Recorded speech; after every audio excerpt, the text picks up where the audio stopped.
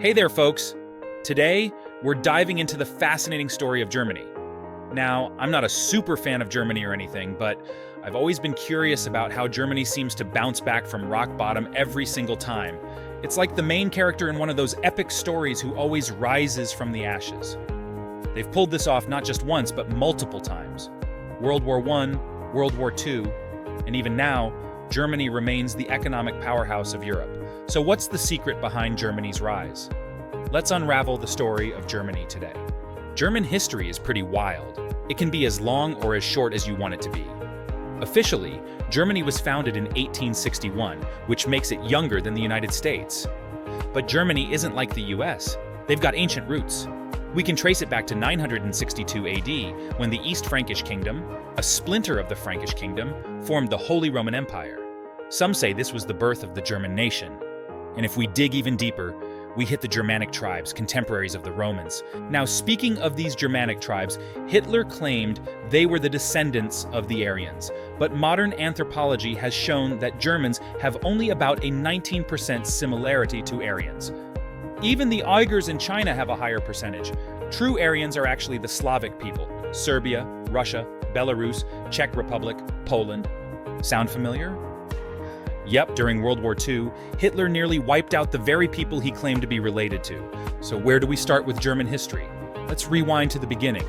The area we now call Germany was once the land of the Germanic tribes. But have you ever wondered why we call it Germany in English, but Deutschland in German? It comes from an old German word meaning people's land. Back then, the Germanic tribes were like, we're a democratic society. They were still in a primitive tribal stage, which meant everyone was considered equal.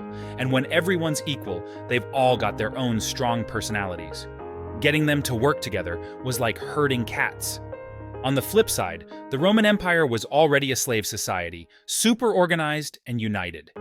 So, when the Roman Empire was at its peak, they had no problem giving the Germanic tribes a good thrashing. The Romans even lumped the Germanic tribes together with the Slavs and the Celts, calling them the three great barbarian tribes of Europe. But by the 4th century, things began to change. The Roman Empire split, and the Germanic tribes realized they needed to unite to stand a chance. And unite they did. The united Germanic tribes were a force to be reckoned with. They went ahead and toppled the Western Roman Empire. Among the three great barbarian tribes, the Germanic ones were the real warriors.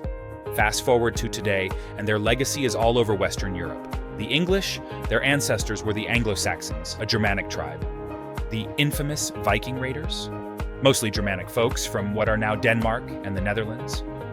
The most powerful of these tribes were the Franks. They didn't just overthrow the Roman Empire, they built the mighty Frankish Empire. In the 8th century, they had a superstar leader, Charlemagne, who expanded the empire to its zenith. After Charlemagne's death, his grandson split the empire into 3 parts: the Middle Frankish Kingdom, future Italy, the Western Frankish Kingdom, now modern-day France, and the Eastern Frankish Kingdom, which would become Germany. The Eastern Frankish Kingdom, or Germany, was a chaotic mess of small, self-governing regions spread across 500,000 to 600,000 square kilometers. It was like someone tried to organize a small music festival with 300 bands, each doing their own thing within a cramped backyard. Until a strong leader emerged who managed to unify the region. That leader was Otto I, who conquered all these small tribes and frequently launched campaigns into Italy. Why Italy? Because he believed that by conquering Italy, which was seen as the heir to the Roman Empire, he could claim to be the true successor of Rome and the top leader of Europe. Charlemagne was one of the first to do this. He conquered Italy and then went to Rome to get the Pope's blessing, following all the proper rituals to legitimize his rule as the Roman Emperor and the leader of Europe. Similarly, Otto I had the same ambition. He relentlessly fought with Italy until he finally brought it under his control. Satisfied with his victory, he went to Rome to get the Pope's endorsement and declared himself the Roman Emperor, laid the groundwork for what would later be called the Holy Roman Empire. However, the Roman Empire was still primarily Germanic, despite Otto's efforts to link himself with Rome. This meant that as soon as a strong leader like Otto was no longer around, the various states and regions would fall into chaos. And that's exactly what happened. After Otto's death, the fragmentation returned, and a new powerful figure emerged in German history, known as Frederick the Great. If you've played games like Civilization or Crusader Kings, you might recognize him as Frederick Barbarossa. He was a remarkable leader, and even Napoleon admired him. Frederick was known for his dominance in Europe, and his first order of business was to conquer Italy. He made his way to Rome and demanded the Pope's blessing, just like Charlemagne did. But Frederick wanted more than just a title. He wanted to call his empire the Holy Roman Empire, adding a touch of grandeur. Yet, as Napoleon would later famously say, the Holy Roman Empire was neither holy, nor Roman, nor an empire. It was largely disconnected from the actual Rome. Still, the winner's perspective held sway, and what Frederick declared went unchallenged. The Holy Roman Empire, primarily Germanic, had little to do with ancient Rome, but rulers persisted in attaching a Roman identity to themselves. When Frederick left, things went haywire again among the states. The local rulers were back to their infantile squabbles. So what did they do? They decided to elect a new emperor, with only the most powerful factions having a say. The richest guy at the time was the Austrian king. That's right, the Austrian king was emperor for 300 to 400 years. The Austrians and the Holy Roman Empire folks were mostly the same Germanic people, so who was emperor didn't really matter. Plus, this Austrian king wasn't obsessed with Roman glory like the previous ones. They were like, forget the Roman stuff, let's just call it the German Holy Roman Empire. This renaming is often considered the start of German history, because it marked when Germans began seeing themselves as a distinct nation. And how did the Germans wake up to their identity and become so powerful? Big shout out to a guy named Martin Luther. You might have heard of him. He's the guy who kicked off the Protestant Reformation. He saw the Catholic Church as pretty corrupt.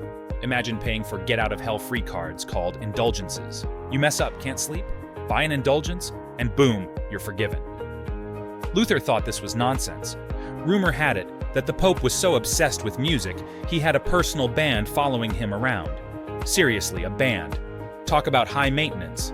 To fund his extravagant lifestyle, the church sold these indulgences like hotcakes. Luther couldn't stand it, so he wrote his famous 95 Theses and nailed them to the church door. His message was clear. Indulgences were useless, and people could connect with God directly. This idea spread like wildfire. The backlash was intense, sparking the 30 Years' War across Europe as nations took sides. The Holy Roman Empire became even more fragmented. But as they say, sometimes things need to get worse before they get better. And thanks to Martin Luther, who was not only a religious reformer but also an education reformer, Germany began to rebuild. Luther was ahead of his time, advocating for public education as early as 1526, suggesting that the government should cover students' tuition. In 1530, he published a paper calling for mandatory education. His vision was that a strong nation needed educated citizens, teachers, lawyers, pastors, doctors, and so on. By the late 16th century, many German states had established public education systems. The Prussian state truly championed compulsory education in 1717, mandating that all minors receive education. Meanwhile, France and Britain didn't catch on to the importance of universal education until the late 19th century. Germany was ahead by over a century. If Germany had been a unified country back then, it might have been the world leader. But as history goes, we'll never know what if.